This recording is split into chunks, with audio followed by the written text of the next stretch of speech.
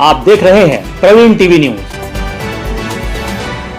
आज बड़ी संख्या में बहुजन समाज पार्टी के कार्यकर्ता व पदाधिकारी पुलिस अधीक्षक कार्यालय पहुंचे और पुलिस अधीक्षक को ज्ञापन सौंपते हुए कार्रवाई की मांग की। दरअसल मामला पाटन थाना अंतर्गत ग्राम आगासौद के सचिव व सहायक सचिव के द्वारा अनुसूचित वर्ग की महिला की अश्लील फोटो खींचने का है, जिसकी शिकायत पाटन थाने में किए जाने के बावजूद कार्रवाई नहीं की गई, बल्कि थाना प्रभारी के द्वारा पीड़ितों के आवेदन पर कार्रवाई करने की बजाय आरोपियों की फोटो मोबाइल से डिलीट करने की सलाह देकर छोड़ दिए जाने के आरोप थाना प्रभारी पर लगाए गए। जिस मामले को लेकर आज बड़ी संख्या में बहुजन समाज पार्टी के कार्यकर्ता पुलिस अधीक्षक कार्यालय पहुंचे और पुलिस अधीक्षक को ज्ञापन सौंपते हुए मामले में कार्रवाई की मांग की।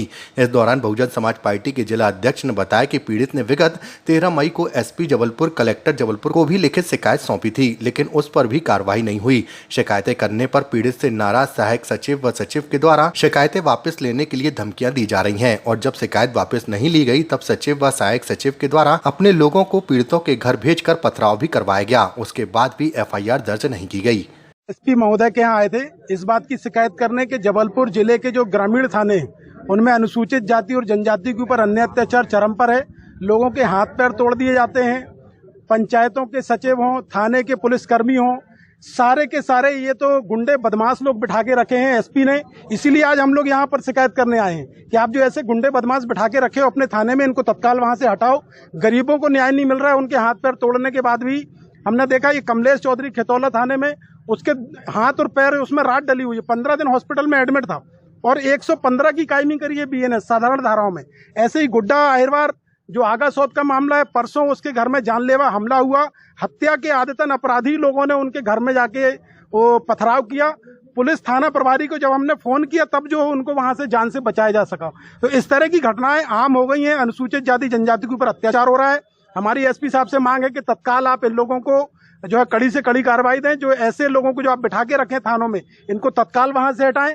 और साथ ही साथ हमने आज दो दिन का अल्टीमेटम भी दिया है कि महीने भर से ये गरीब चक्कर काट रहे हैं। यदि आपने 2 दिन पर एफआईआर जो है नहीं बढ़ाई और आपने जो आरोपी हैं उनको आपने एफआईआर में शामिल नहीं किया तो फिर हम लोग इनके हक में 2 दिन के बाद में धरने पर बैठेंगे और ये पुलिस प्रशासन की जवाबदारी होगी। इनके खिलाफ ही हम लोग धरने पर बैठेंगे। अभी आज हम लोग एसपी साहब से मिलने आए थे, तो जो पाटन थाना के अंतर्गत वहाँ पे एक महिला की अश्लील फोटो बनाई गई हैं और उसके बाद उसने जब कंप्लेन किया था तो उसको ऊपर दबाव बनाने के लिए उनके ऊपर अभी 2 दिन पहले हमला किया गया है।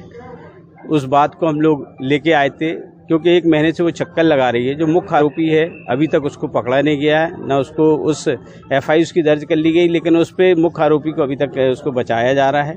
तो हम लोग प्रशासन से मांग करते हैं कि ऐसे जो मुख्य आरोपी हैं उनको जल्द से जल्द गिरफ्तार करें।